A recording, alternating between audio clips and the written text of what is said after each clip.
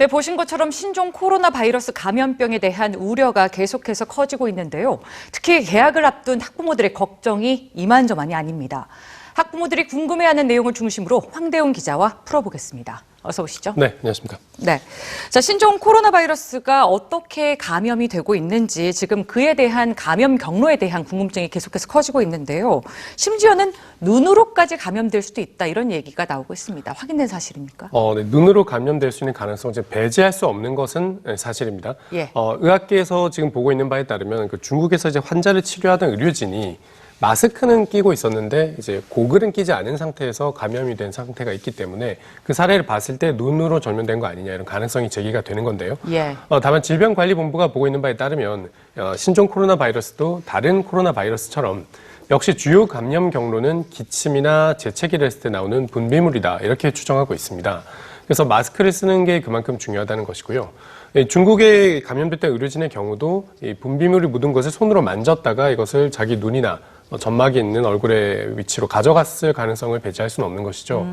그래서 이런 눈을 통한 전염의 위험성을 막는데도 역시 손 씻기나 손을 자주 씻는 것이 도움이 될 수 있다 이런 것이고요. 네. 이런 정황으로 봤을 때는 현재 수영장이나 목욕탕 같은 경우에도 어느 정도 위험성이 있다고 할 수 있을 것 같습니다. 네, 기본 위생을 철저히 하는 수밖에 없겠네요. 네.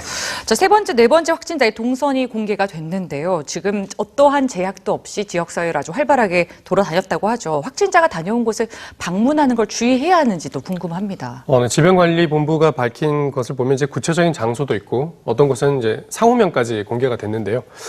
확진자 4사람이 지금까지 접촉한 인원 369명입니다.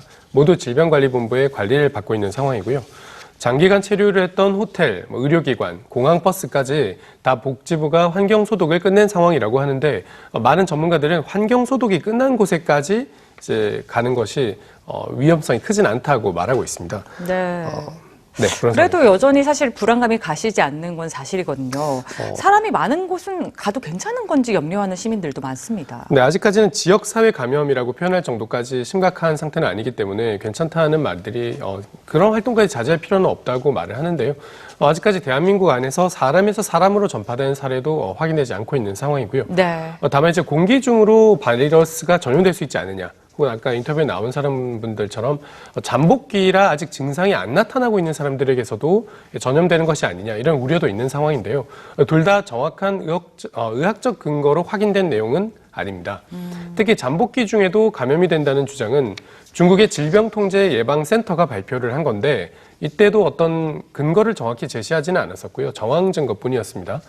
질병관리본부가 중국 정부에 어떤 의학적 근거를 바탕으로 이런 얘기를 한 거냐 근거를 달라고 요청을 한 상태인데 예. 오늘까지도 답을 받지는 못한 상황이라고 합니다. 네. 다만 이제 의학 전문가들은 일반적인 관점에서 바라봤을 때 원래 사람들이 많은 곳에 갈 때는 위생에 신경을 써야 된다고 강조를 하죠. 그렇죠. 특히 지금 인플루엔자도 유행 중인 상황이라서 꼭 신종 코로나 바이러스 때문은 아니더라도 손을 자주 씻고 또 기침 예절을 지키는 기본적인 위생 수칙은 잘 지켜야겠습니다. 네.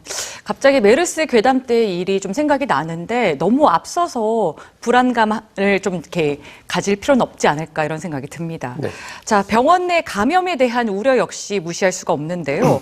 아이들 진료를 예약했는데 아무래도 면역력이 취약한 아이들이다 보니까 가야 할까 걱정하는 부모들이 많은 것 같아요. 지금 질병관리본부가 여러 차례 강조하고 있는 것 중에 또 다른 것 중에 하나가 중국을 다녀오신 분들이 만약에 몸이 아프시면 병원을 혼자 바로 가지 마시고 예. 관할 보건소나 1339 질병관리본부 콜센터로 미리 전화를 한번 하시라는 거죠.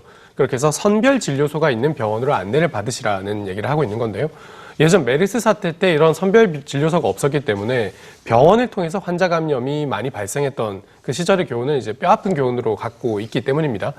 그런데 지금은 메르스 때와는 달리 의료시설에서 가지고 있는 경각심 상당히 높아져 있는 상태이고요.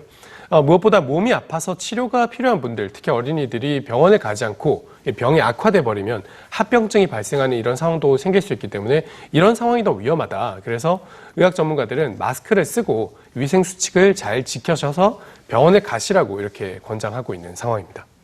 네, 알겠습니다.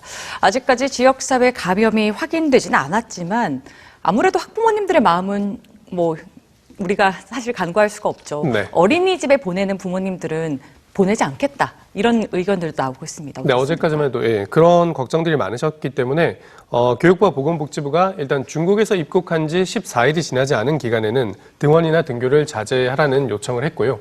그 시기에는 출석을 하지 않더라도 결석으로 인정하지 않겠다, 출석을 인정해 주겠다 이런 공문이 나왔었습니다. 예. 어린이집과 유치원은 워낙 면역력이 약한 어린이들이 단체 생활을 하는 곳이기 때문에 감염병에 취약하기 때문일 텐데요.